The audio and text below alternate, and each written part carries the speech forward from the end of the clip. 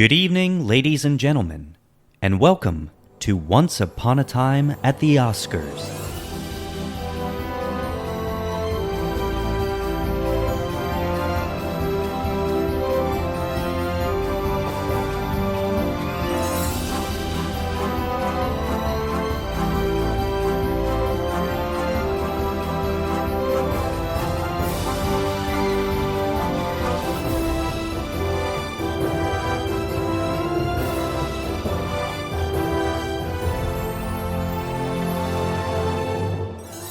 Hello, everyone, and welcome to Once Upon a Time at the Oscars, the show that takes you through every Best Picture nominee from 1927 to today. I'm your host, Kyle. And I'm Ryan. Did you rehearse that? I did, kind of. I imagine you... It was more like me in the car just being like, the podcast... It's like the podcast, no, the show, no, the nominee, no, the nomination. Like, I went through everything, so Yeah. I'm kind of impressed with myself that I did it. It was good, man. Like, it wasn't me sitting here being like, I got this. It was like, well, let's see. Yeah. It was solid. Thank you. Way better than, like, the first 3 episodes I was talking about, where I was like, the takes you. No. See, I think everyone you've done is great. Going back and listening to the ones that I did, I'm always like, dummy. Dumb. Like, how did you miss this? No, it shows evolution, just does. like the evolution of the films that we talk about on this show. Which is wild, because today is going to be a fun one to kind of talk about how production-wise and also just the movie itself doesn't really feel as much like an evolution as everything else. But it's also worth noting that this is the first movie of it's 1929 is when the movies took place, but the ceremony is 1930. Correct. Yes. I got a little confused. I looked at the calendar and I was like, no, we already did an episode. Oh, no. That's last year. Like you said, next year that we do. So month of, that's going to be... I think it'll be March. Yeah, March. Yeah. Which, we'll talk about that in a second. But the next year that we cover, it's going to be a lot easier. It's going to be a lot easier to know when these movies came out and when the ceremony was. Otherwise, it's kind of been an umbrella of 27, 28, some 29. And yes. It's confusing. Yeah, and this year was the wild one because the Academy was trying to catch up to their own mistake in a way and have the movies nominated fall into the correct window. So it was like November to, I don't even remember. I guess I should have looked at it. But they're starting to shift the window so that it is, hey, movies that came out in this year only. Right. Which is so nice. A question for you, and you may not know the answer, so feel free to cut this out of the show. Perfect.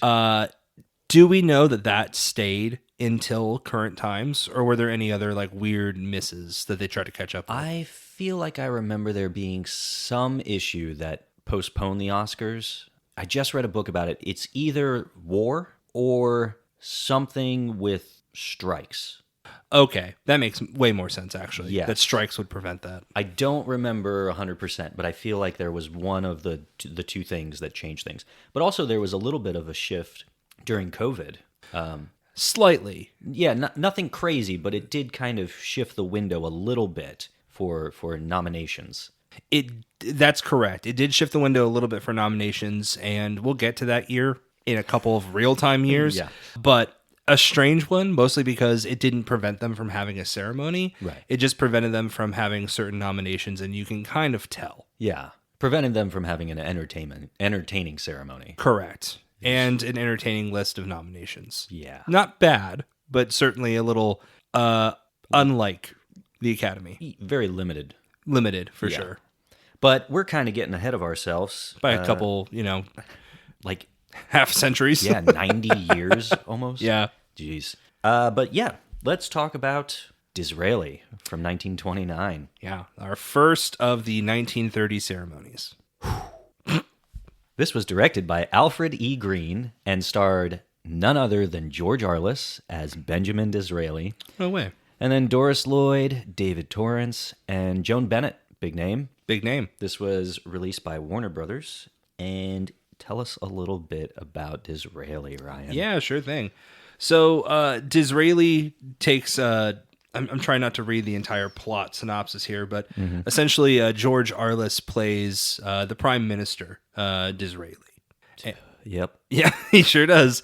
And essentially what we're watching is a excerpt of time in which he is interested in utilizing I'm trying to find the best way to say this. He's interested in purchasing the Suez Canal. Yes. And the inner politics of what it takes to have that happen. He's not the most popular figure, and this is seen as a very controversial thing. So there is a lot of politics behind him purchasing it, and this is essentially a 90-minute or so endeavor in how he purchases the Suez Canal. He's sneaky. He's not super likable. He has some womanizing moments, I think. I don't like this movie. It's not good. And you know what? It's so refreshing to walk into a podcast like this and kind of like, we've shared off pod. You're just like, I think your first thing you said to me was when we entered this room was like, I hate this movie. Yeah. You said good morning. I said, I'm upset. Yeah, it's refreshing to kind of like start off just both being on the same page with this. I'll say that I didn't like absolutely hate it, right? But like, it's not great. And I shared with you the first half is just not that enjoyable. It's a lot of setup. It's a lot of like, hey, do you know this person? Do you know that person? You should. And it doesn't really get into the plot to a point where I was like, oh no. Yep. But then the second half is pretty, like, I can see where it's cooking. It's not cooking in terms of a good movie, but it's cooking in terms of like, wow, this would be a good play. And it is.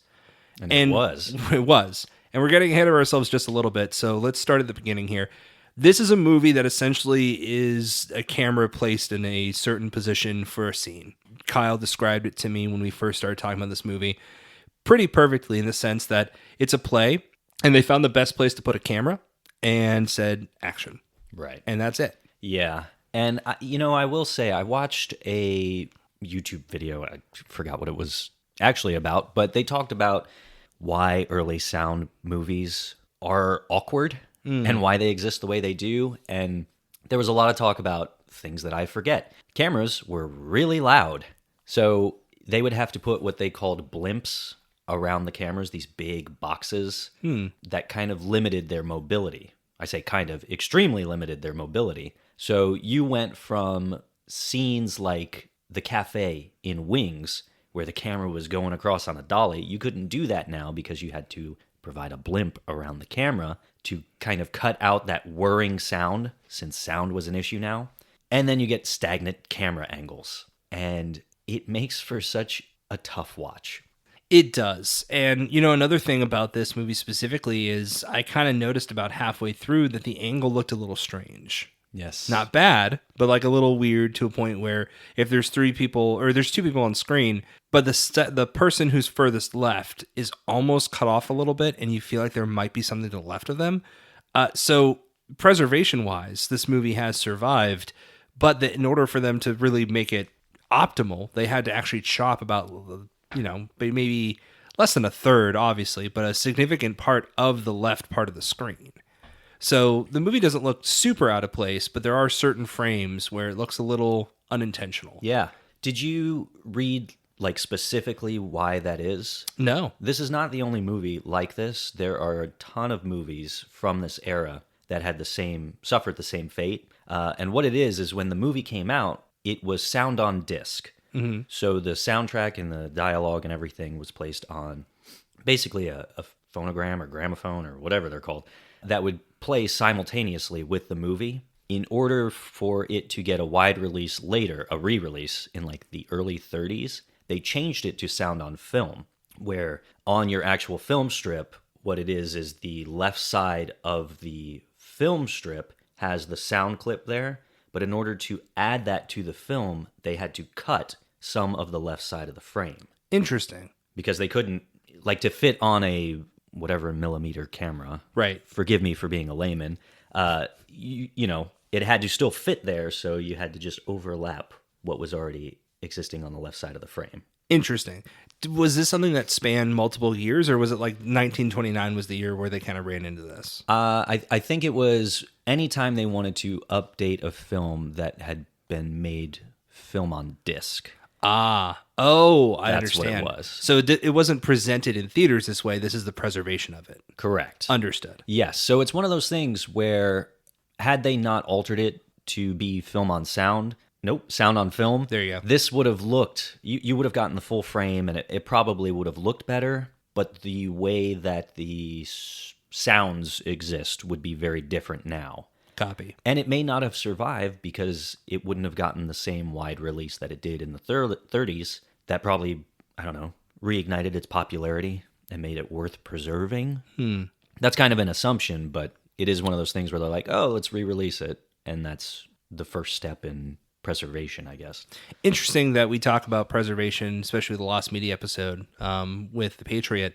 And this is one of the rare instances where we see that the preservation actually kind of hindered the presentation of it. Yes, yeah. And, you said a lot of it doesn't look bad, it just looks off. Yeah. And I think that overall that lended itself to just an unhappy feeling while watching the movie. Sure. Because it's little things where if there's a single person on screen, they're not centered up in frame. Right. And you're just like, whoever made this movie is kind of inept as a filmmaker. And that's not true. It's just the way it feels. Right. It's a tough feeling to beat, too, because to your point, when we talk about, the way that things are shot, we kind of expect multiple angles. We expect some kind of like personality in the camera. And this is a movie where there's no personality in the camera. It's really just, where can I be to kind of capture this, I guess, performance? It's worth noting that there is a cast of characters here. You went down the list of actors who are actually in this movie, and they range from, present to like pretty good. They just aren't given too much here. Right. And in my opinion, we'll see what you think, and I have a feeling you're going to agree with me. In my opinion, this is George Arl I's movie. And I don't necessarily mean that in like, hey, this Disraeli guy is an unstoppable force. Wait until you see this. He's fine. And like the role itself is fine. But it really is just like, hey, everyone get out of the way. George Arl is here. Right. For better or worse, I would say. When we talk about Disraeli himself, I will tell you that this is one of the most that man doesn't look like that roles for me. Where as soon as he appeared, I was like, I don't think that you look like that. Like, I can tell. It's one of the first instances in movie history for me where you can kind of see that like this man has a lot of prosthetics on, whether it be the hairline or the nose. This man just does not look that way. A very tall head, by the way. I don't know if you caught on to that. It is a very tall head. Very tall head. He has a little bit of Sideshow Bob going on with his side piece on his hair. Shout out to my Kelsey Grammer Simpsons fans. It's distracting. And it feels kind of like everything about this is him. And I want to go through a little history before we talk about like the plot of the movie and like, how things unfold. But specifically, this is based on a play. This play has existed for a while. Specifically, there are a couple iterations of this. So this is originally a Broadway play. In 1911, this existed as a Broadway play. It's worth... Sorry, is it Broadway or just a stage play in general? Specifically Broadway. Okay. Yeah. Just wanted to make sure, because I don't know the history of Broadway. I don't know how, like, when that was a thing.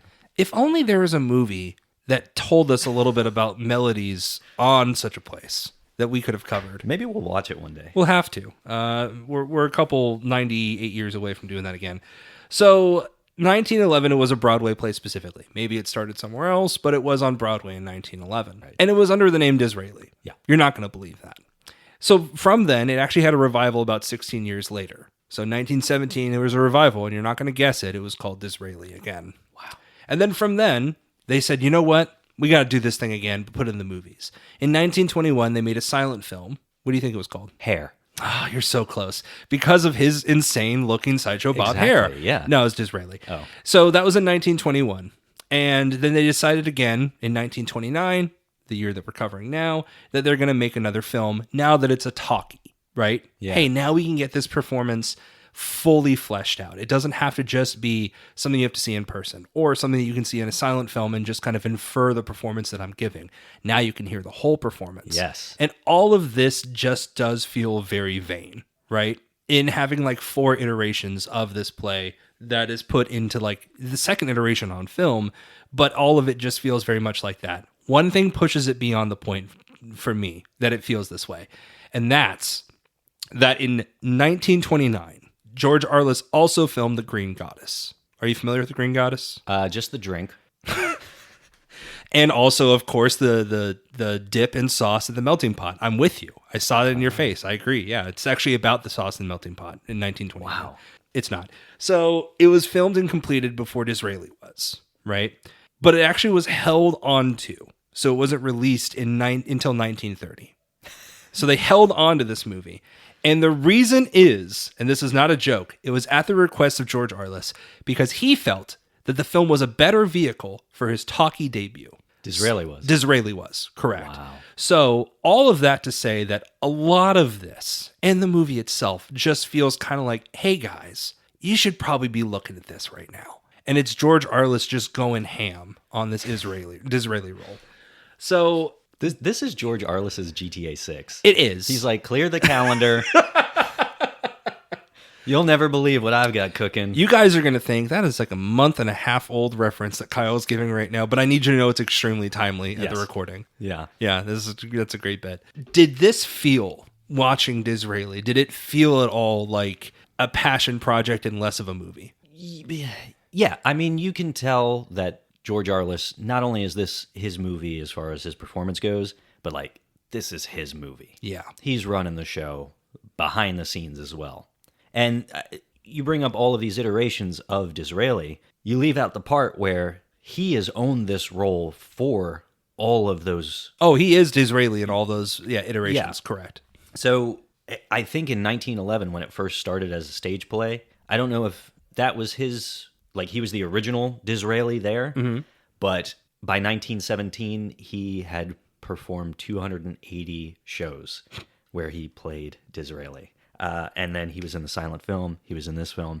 He is Disraeli. This was like his legacy. It's not a great one, I don't think. I don't know. Like, how do you like political dramas in general? I think that political dramas can be done very well. We're going to be talking in a couple weeks, months maybe, about House of Dynamite. I think that it's something that we still very much have in front of us at all times, right?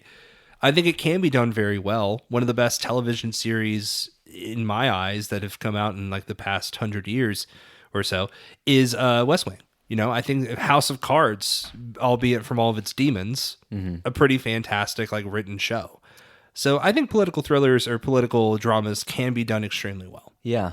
I struggle a little bit with the genre in general. Okay. And things like House of Dynamite, I think you shift, like political drama is one thing because you can kind of sort out the grammar and the language to where you're like, oh, my eyes are kind of glazing over. We're talking about politics specifically.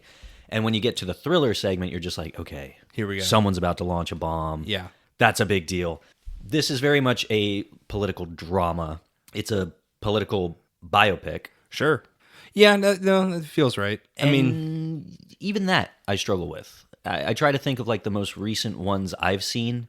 Darkest Hour with Winston Churchill, but even that leans more into the thriller because you're talking about him during wartime, or usually these movies span the lifetime of a specific character, at least now. And this is kind of like, hey, here's, I don't know, a year of this guy's life, but very specifically like this one day where he fakes being sick so he can buy the Suez Canal. It's just, I struggle with this genre so much, and that's unfair to the movie, but also all of its shortcomings that we've kind of described, it being a very dry movie, dry performances. Outside George Arl I, like he is talented and he knows this role, it's just not one I'm interested in. And then you have the camera issues, where it's, again, almost not the fault of the movie. It's a product of its time and the limitations of the camera because of sound. And then when you add the cutting off the left edge of the frame, this has so much working against it. Yeah. This is where you would say but and say something redeeming. Yeah. But yeah. There's really not a but for me. And that's sad. Well, I think that there's a couple things that we can do. Like when we talk about the plot, I mentioned, the overarching element is just this man is trying to buy, the prime minister is trying to purchase the Suez Canal. Yes. That's essentially the plot of it. But breaking it down, it does take place in 1874, right? And the Khedive of Egypt has said specifically, I might be saying that wrong, that they are in dire need of money and that they are willing to sell these shares of the Suez Canal And Disraeli picks up on this and says, you know what? Totally. But everyone around him is letting him know, hey, man, what? You can't do that. You shouldn't do that. You shan't do that. And he's like, nah, I'm going to do it. And while this is happening, he has a couple people around him in his life. And this is where I'm going to tell you that contractually we are obligated to let you know that there are other actors and characters in this movie. I don't know if George Arl I knows that, but there are. So specifically, the people around him, he has his wife. And this is what's interesting. In this iteration of Disraeli, the role of Lady Beaconsfield is, and that's Disraeli's wife, is played by George Arl I's wife. And she's also played that role in some of the other iterations of Disraeli. Sure. My understanding is that whenever George Arl played this role, she did play the role of Lady Beaconsfield, I should say. I don't know how I feel about that. I think that lends a little further to like, hey man, this is my movie. Yes. This is my production. At the same time, he has some people around him, specifically Lord Deford Charles is someone who's in his life, and he sees as an aspiring politician that can be with him. Oh, that's the young guy? The young guy. Yeah, that's correct. Don't like him. Yep, not great. You also have, her name is, I'm blanking out now, the young woman who Charles is interested in. Lady Clarissa. Clarissa, that's it. Thank you so much. Of course. Charles is interested in Clarissa and actually sits down with her and says, hey, I think we should get married. And specifically, you could support me in all the endeavors that I'm doing. Yeah. And she says, get lost. Beat it. Not interested. I actually probably would have said yes, but the minute that you made it about you and not about me, I'm not as interested. And Charles sulks a little bit. And one of my favorite scenes in this movie is that they are having a very tender, quiet moment alone where Charles is proposing. Not even proposing. I don't know if you took it this way. He's proposing a proposal. Right. So he's like, hey, so hypothetically, if I did ask you to marry me, yeah, what would you say to that? And it's very much like listen, this would be a good look for both of us. He's playing it politically. Right. Yeah, and that's not necessarily what women want. I don't know if Charles knows this. And if anyone at home is wondering, not the smartest play. No. So maybe you just leave that out for right now. But hey, what do we know? So while this is happening and Charles is sitting down and talking with Clarissa, as soon as she says, hey, no, that's not going to happen, they kind of have a beat and they stop and they like kind of look to the right, almost as if like, hey, I think someone might be nearby. Yeah. And then the camera cuts and Disraeli is like maybe a foot away from them. Just like standing right, hovering over them, looking at them. Yeah. And they're kind of like, oh, hey, Disraeli, what's up? And that's one of two scenes in this movie where they talk about like, hey, I think someone might be nearby listening to us right now. And then like someone's like breathing on their neck. Yes. And they're like, oh, no way. Where did you come from? And it cracked me. I laughed so hard in this scene. There are two things that are so funny about this. One, I imagine that Disraeli just crawled out from under the sound strip that they added onto the film. Yep. But two, in the like Letterboxd summary of this movie, they mention spies. Yes. I think that's what they're talking about.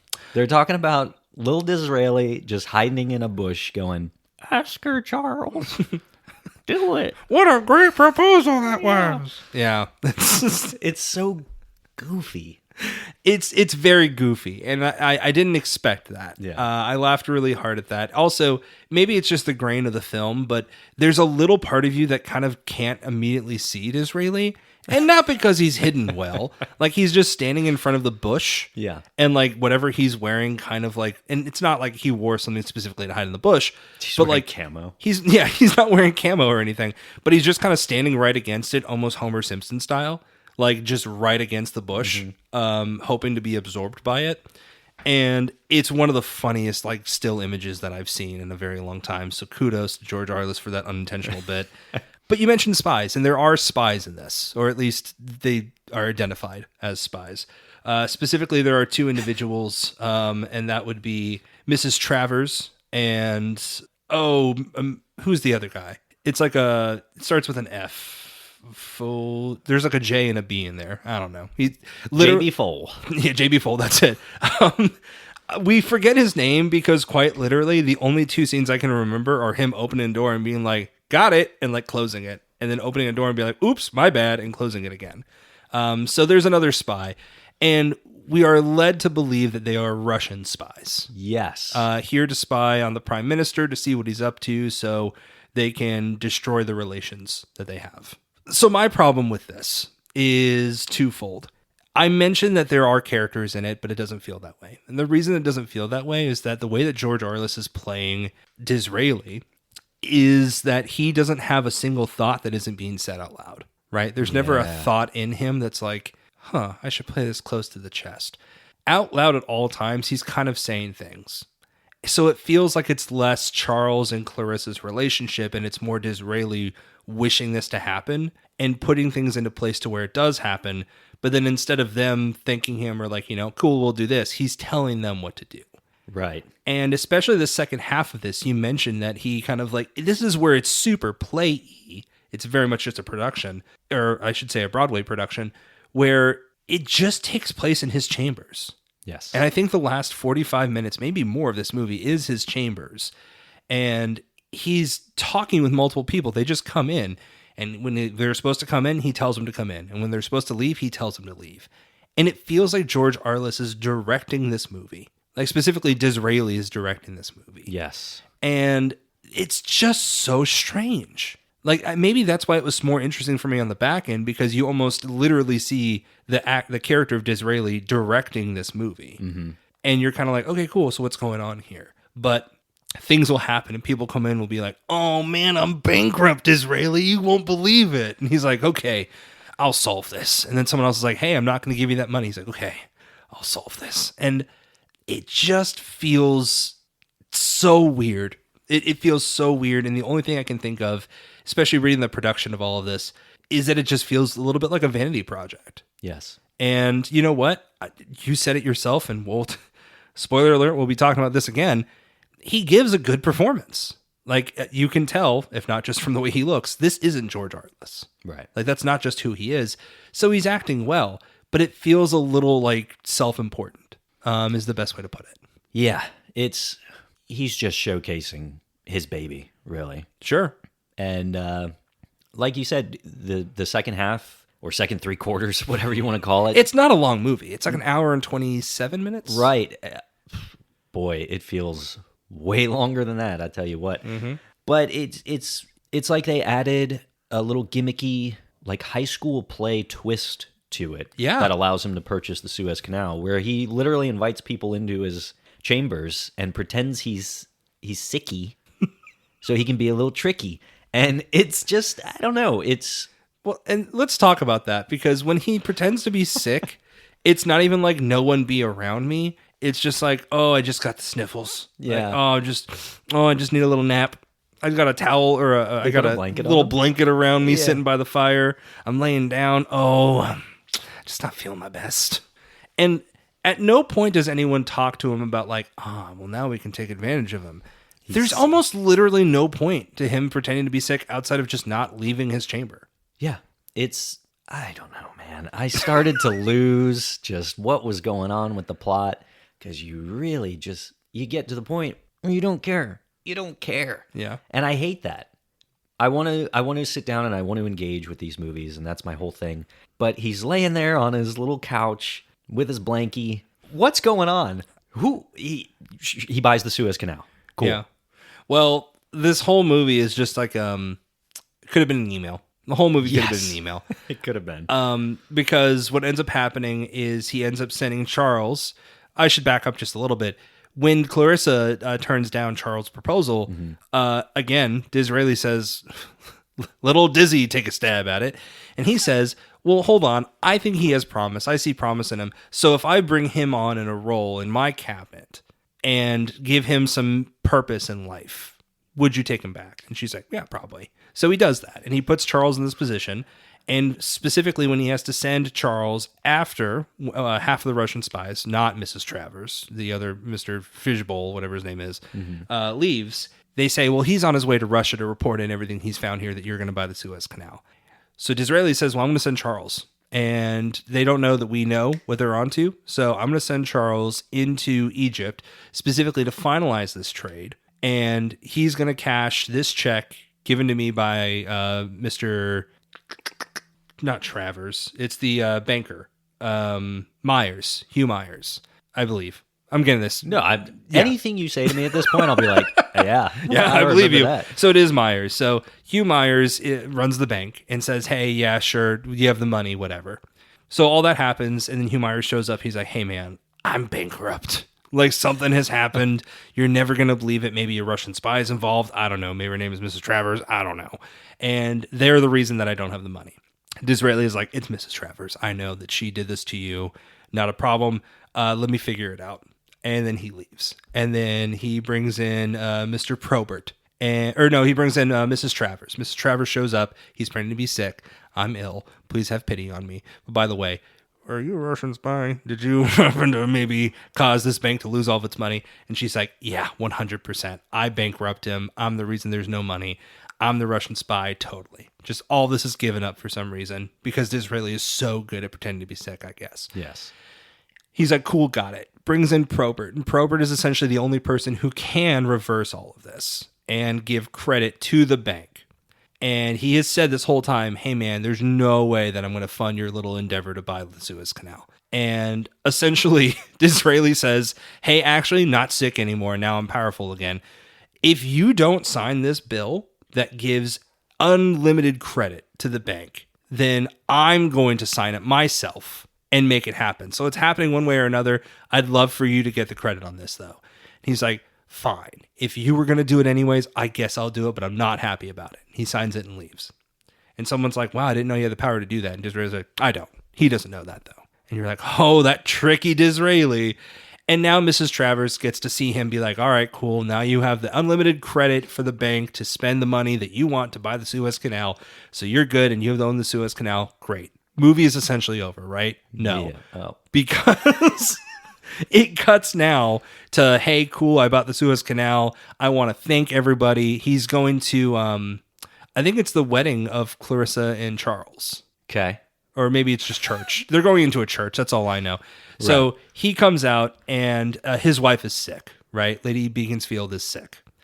And he's very concerned. The doctor's like, I don't know, man. Things aren't looking good.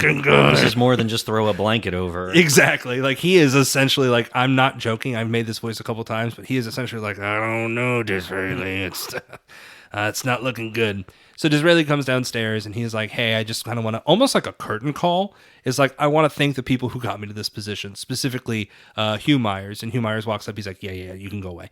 And now I want to thank Mr. Proberts. And Proberts comes out. He's like, yeah, you can go away. And it just feels like Disraeli more, again, directing everything happening than like bringing people in and working with them. Yes. And he does the same thing for Charles.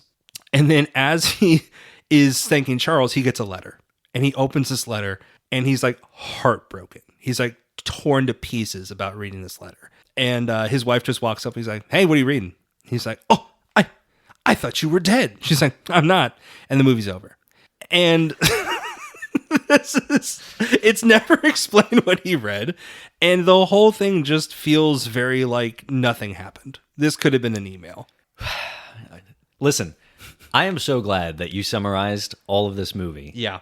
I don't remember 90% of that. I remember at the end, he opened the letter and he was sad. And then my eyes glazed over. Yeah. And I thought his wife was dead. You just changed the entire ending of the movie for me. I still don't like it. There's a very real possibility that this is Seventh Heaven. And she did die. And he's just like, hey, look who's here, everybody. And everyone's like, what's he doing? Wow. Let me stop bashing the movie. And let me just say, he is not at gunpoint, I want to point out. Help me, Ryan. Say something else positive. I mean, I enjoyed the last part of this. Like, it's a bit like mania. Like, it's a manic thing. Mm-hmm.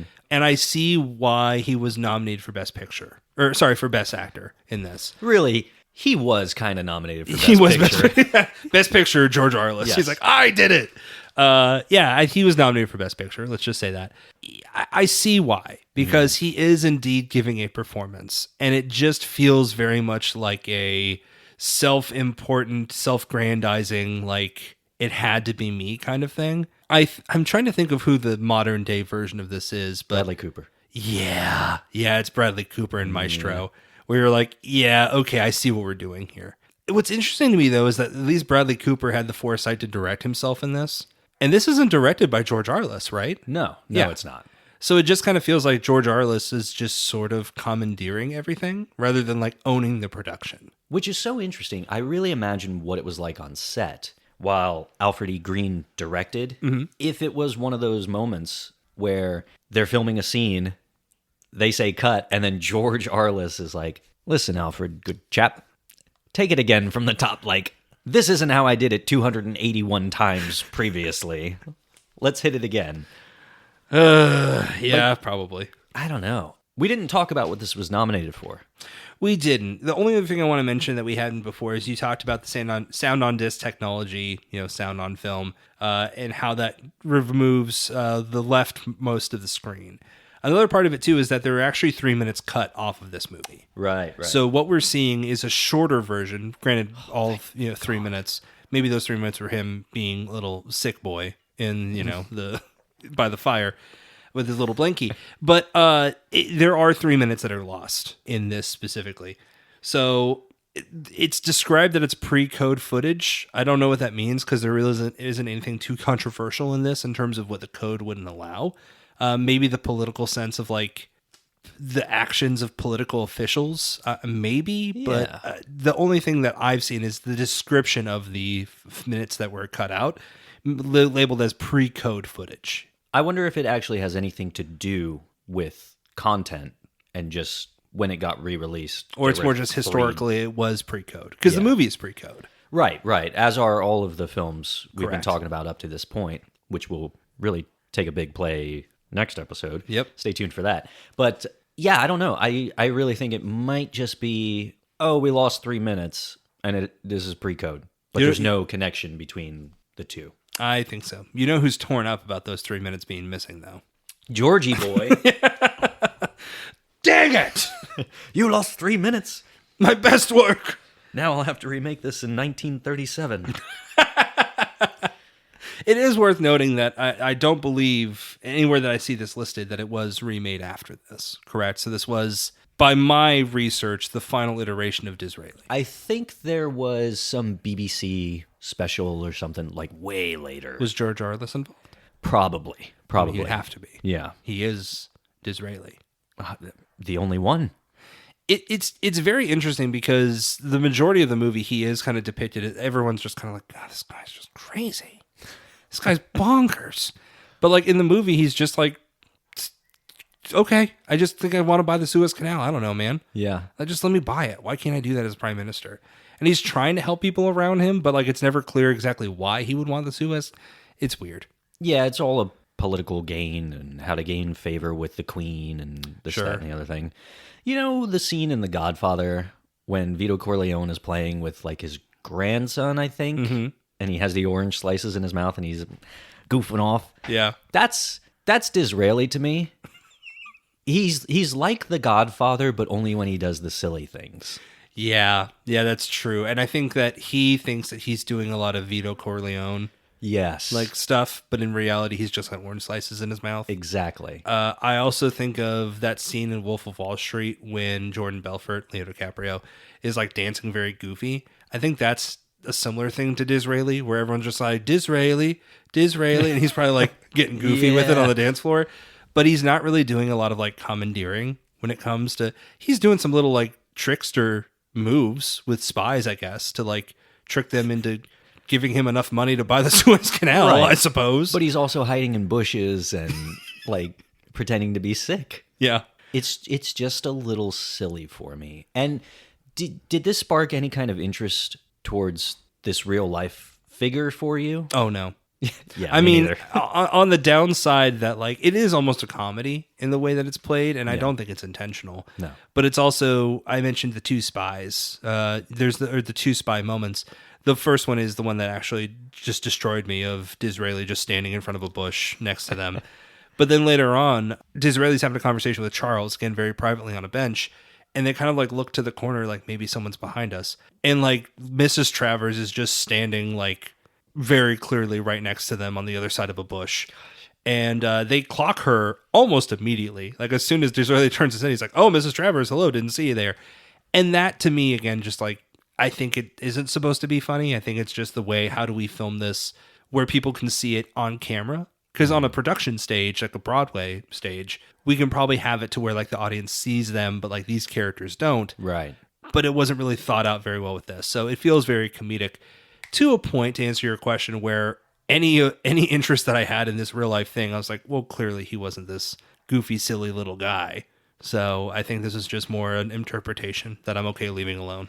There is a part of me that wants to see like a boring, very accurate historical, 30-minute special, just to know if he really was, like, did he buy the Suez Canal because he pretended to be sick? Yeah.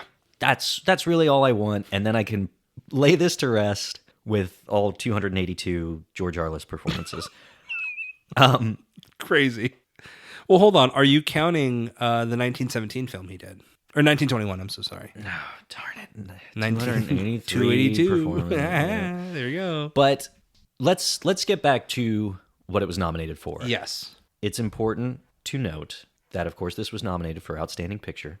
But not only was George Arliss nominated for Best Actor, he did take home the win for this. Surprise, surprise.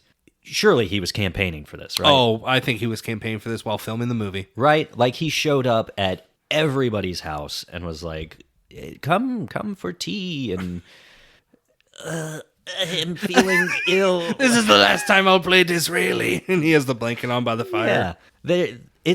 I wonder if there was, well, this is probably ceremony talk, but I'll throw it out anyway. I wonder if there was any of that, listen, he's done this for a long time.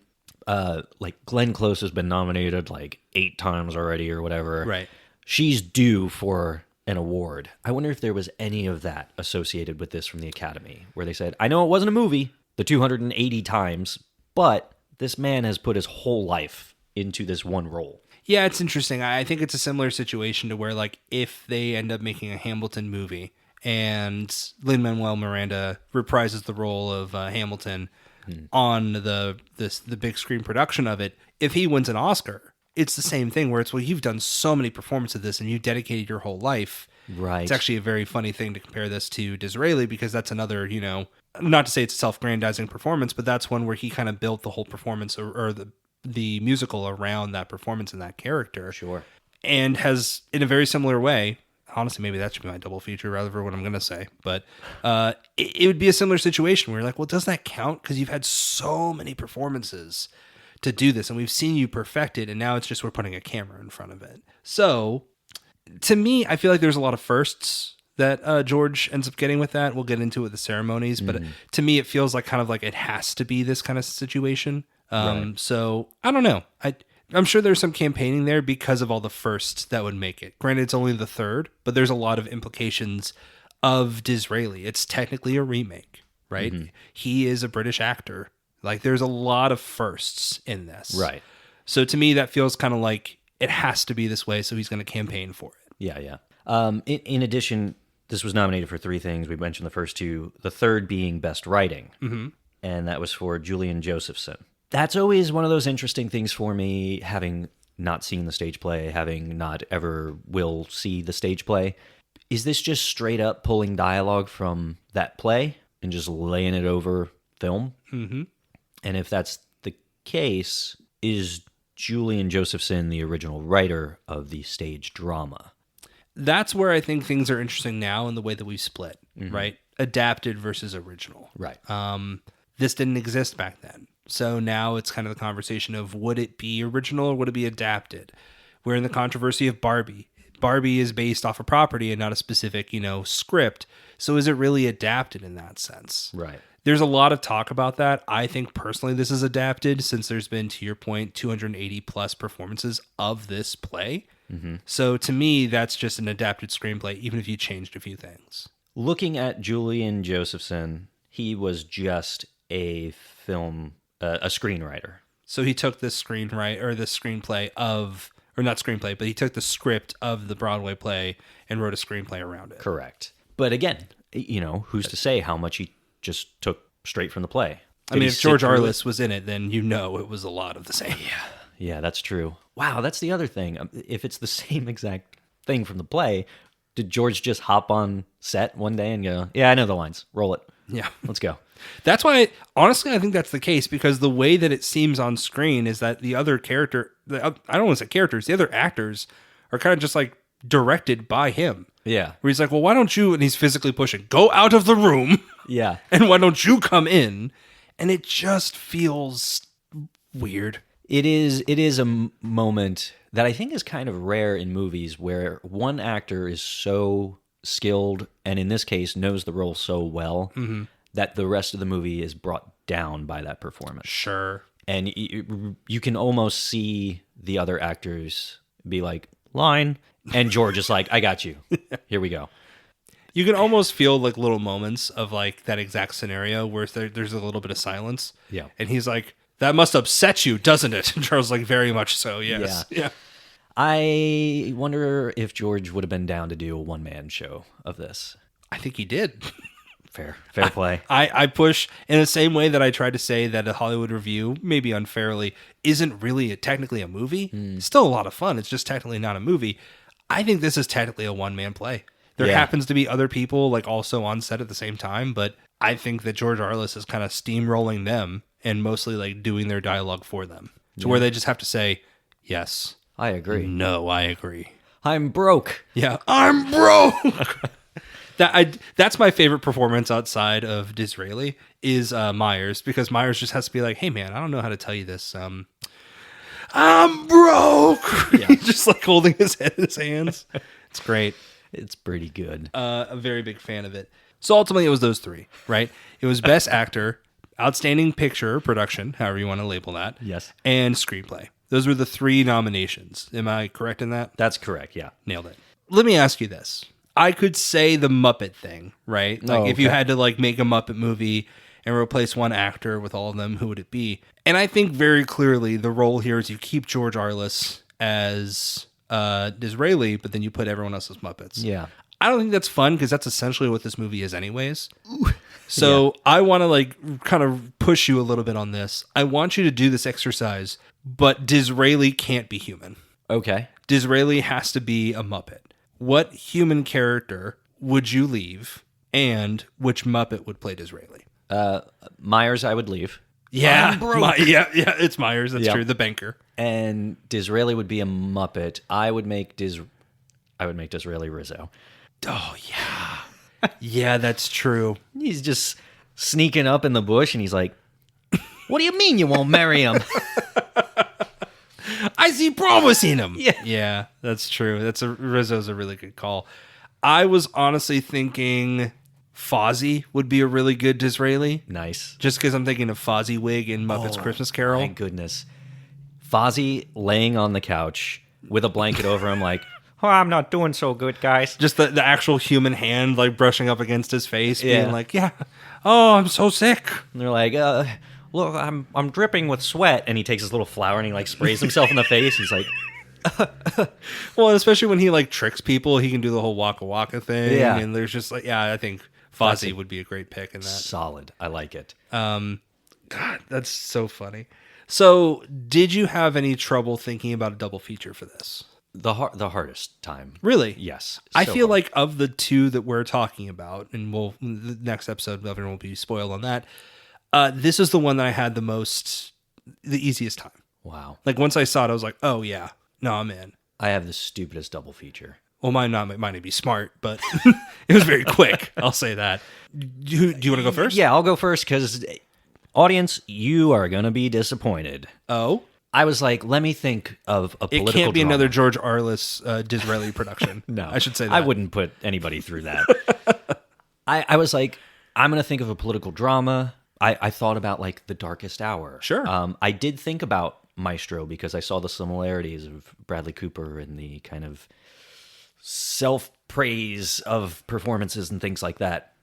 And then I went very, very immature, I guess. Okay. I took one look at Disraeli's head and his hair, and I said... You did not do Jimmy Neutron Boy Jimmy Genius. Neutron Boy Genius. Did you legitimately? I did. And it's not even just because of his hairstyle and all of that. Oh my God. I think that you need a break after you watch Disraeli. And I think you should go watch just some goofy, mid-2000s cartoon and just have some fun. Oh, man. It's not a good double feature. I get I that. disagree. I don't know. This was a tough watch for me. Go watch Jimmy Neutron. What's your double feature? Oh my god, I'm losing my mind. The dip of Jimmy's hair, and then the anti-dip on his forehead. Yes, of Disraeli. Yeah. If you were to crushed headbutt it. these two characters, it would create some kind of just balance in the universe. Their hair would interlock together, and I don't know. I think we'd be in a better place somehow. I mean, what's so funny is like I see the vision. Yes. Like you didn't just pick a children's film. Like I see the vision of the self-importance of Disraeli, and then the ego of Jimmy Neutron. Yeah. But put towards science instead of politics. Jimmy Neutron, self-professed boy genius. Self-professed. Yeah, exactly. And Disraeli self-professed Suez Canal buyer. The only one, baby. I think that if Jimmy had the money and wasn't so busy with fifth grade, he would have bought the Suez Canal. 100%. Yeah, or at least stolen it. Yeah. With his little laser ray. Yeah, so mine's not nearly... I should have gone first. Mine's not nearly as inspired as that. Sure, that's what we can call it. Yeah, I would, certainly. No, I think that Disraeli is very much... The movie Disraeli is very much a performance of one man among many people. And there are people in the room, but essentially the movie is this person. Right. And it made me think of Kenneth Branagh's Murder on the Orient Express. Oh. It feels very much, hey, everyone gather around and let me tell you what's happening in this movie. That's solid. And granted, it's a little bit more, I think that is kind of the role with Murder on the Orient Express. Yeah. And he isn't talking over other people, but everyone's just kind of wondering where he is all the time. Whenever it's just Johnny Depp and someone else speaking, just Daisy Ridley, everyone's like, yeah, hey, that's cool. Where's Kenneth Branagh and that mustache right now? Yes. Where is Mr. Poirot to help out in this, Detective Poirot? That is exactly where my brain went. Almost to like the way that George Arl I is playing Disraeli, the way he like talks about certain things. He's less of a politician and more of a detective, especially with the way he hides or lack thereof, and the way that he expertly is a master of disguise. You know, puts a blanket on, stands by a fire. I'm dying. So it's... I think those are two insane double features. Dude. Jimmy Neutron and Murder on the Orient Express. God, I almost would have gone a little earlier with like 1978 Death on the Nile or like the original Murder on the Orient Express. But there's something about Kenneth Branagh's performance as Poirot that feels a little more hammy. Right. And like you said, he directed that movie. He did. There is that. Solid. Thank you. I am always very impressed with your double features. I try my best. And I Don't mean, hold me to that with the next one. Listen, man. At this point, I've double featured a Muppet amusement park show. I've done Jimmy Neutron. I've got to do some. I think better. you're winning. For what it's worth, by my count, you're winning. You know what? Everyone, when you're reviewing the episode and you're telling us what you think about it, let us know who's winning the double feature war right now. Yeah. I personally think it's Kyle because he's going to use Jimmy Neutron and Muppet Vision 3D as a down scale, and that's an upscale to me. Hey, I'm going to say one more interesting fact about Disraeli so Please. I can feel better about my Jimmy Neutron pick. Vanity Fair. We don't talk a lot about like the history of film review and like entertainment news and things like that. Right. Vanity Fair, though, started in like the late 1800s. You know how they're kind of known for their caricatures of celebrities and things? Their lie detector test interviews. Totally. Yeah. Wow. That just happened, didn't it? Mm-hmm. Yeah. But yeah, their caricatures. The very first caricature Vanity Fair ever did was Disraeli. George Arl I as Disraeli? No. It was just Disraeli. Okay. So I thought that was interesting because I had never heard of Disraeli as an actual figure, a person. So it was interesting to see just how far his celebrity reached. And it was, popping into entertainment news through Vanity Fair in the form of a caricature and kind of started a whole industry in a way, or a whole, what would you say, gimmick? Yeah. Gimmick sounds right. Yeah. It's also worth noting that this is 56 years removed from, this movie is 56 years removed from the events it takes place in, right? Yeah. So there's that aspect of, well, how at the time prevalent was this figure? Yeah. Was it more prevalent to where this made more sense, where the depiction was almost a caricature of that? Like, there's a lot of aspects that you and I don't know. Yes. So there's that interest as well, with Vanity Fair having a caricature of the real life figure of Disraeli. That paints some additional, questions about the status of this. In the United Kingdom, were people learning about Disraeli in schools, and is this a bigger deal than I think it is, or does the movie play it in such a lighthearted manner that I'm like, yeah, they bought the Suez Canal? I don't know. I'd be curious, but not enough to actually go and do the research. No, I mean, I think that the way that George Arl I plays him is less of a historical excerpt in time and more of an interpretation. Yeah. It doesn't leave you with a sense of pride. It doesn't. In a way that I feel like such a big purchase and historical event for the United Kingdom was. He's a goof. He's a goof. That's it. That's the best way to put it. We talk about praise a little bit. It was obviously received very well, right? Mm-hmm. I mean, for being nominated for the 3 awards that you talked about previously, there's other reviews that have come out saying that it set the standard, right? It raises a set standard. Praising Arliss as, is the whole picture. Something that we've said, maybe not as great as a light as other reviews have meant it. But there's a lot of, great reviews, compelling portrait of a character that Arliss is portraying, criticizing its sound and set design a little bit there. So it was received mostly pretty well. And I don't know if it just hasn't aged extremely well. Sure. But for you and I, for this being beyond the 10th movie that we reviewed here, it's a bad beat. Yes. This is my least favorite experience so far on the show. I would agree. As far as watching a movie goes. This, when we started the podcast together, having already covered this on the first run of the show, this was one of maybe 5 movies that I covered in the span of 2 years that I was dreading. So I'm glad that we've got it behind us now. I was looking forward to today's episode because of this, actually. Really? Yeah. Yeah. I don't know. What I can say about this, we've talked about the first of genres many times. This is the first, not even political biopic that we cover, but the first biopic in general. Yeah. I don't know why it took me so long to say that. I felt like I was one of the other characters in Disraeli who needed my line fed to me by George Arl I. But yeah, this is the first time we're covering a movie like this, and these are kind of controversial movies at the Oscars even today. So it's also worth noting that in, almost 100 years of nominations, awards, ceremonies, some of these movies just aren't going to be it. And a lot of it is subjective. Yeah. I mean, art is subjective. It's going to come down to it. So they're not all going to be incredible. There's going to be some that are better than others. Honestly, I think that you take the good with the bad. That's the biggest thing. I've talked about that on the podcast plenty of times. And I found the humor in it a lot. Yeah. And I don't think that it's supposed to be a comedy based on his performance winning Best Actor. Sure. I assume this was not a comedy. But it was very funny to see that. And I think we kind of have to embrace that a little bit because it's not taking anything away from anyone. I think George Arl I does very much put on a very large performance. It's not what I would say the best, but, we haven't gotten to our other productions yet or other nominations. So who's to say? Right. This is just the first of this year. Yeah. So let's talk ratings. Yeah. Man, I don't know. Listen, I gave it a 1.5. Oh, okay. That's my lowest to date on the podcast. I've made it very clear why I feel that way, so we'll just move right to your rating.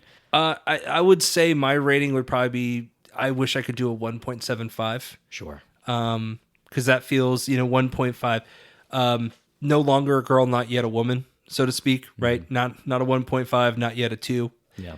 Doesn't quite feel like 2 says I like it too much and 1.5 says it's too bad. Not quite there.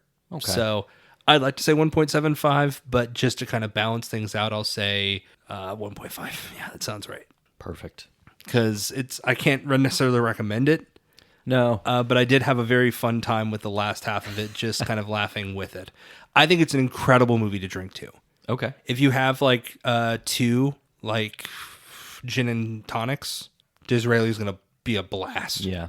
Every time he's a sneaky boy, take a sip. Well, I'm not going to do that to anybody. Yeah. But he's... Well, hold on. How many times he thinks he's being a sneaky boy, you're absolutely blackout drunk by the end of this. Right. The amount of times that he is a sneaky boy, you may have sniffed. You tasted a your little gin bit and tonic something. a little bit. Sure. That's really it. That's all. That's all, folks. So next week, next week we'll be covering The Love Parade, directed by Ernest Lubitsch.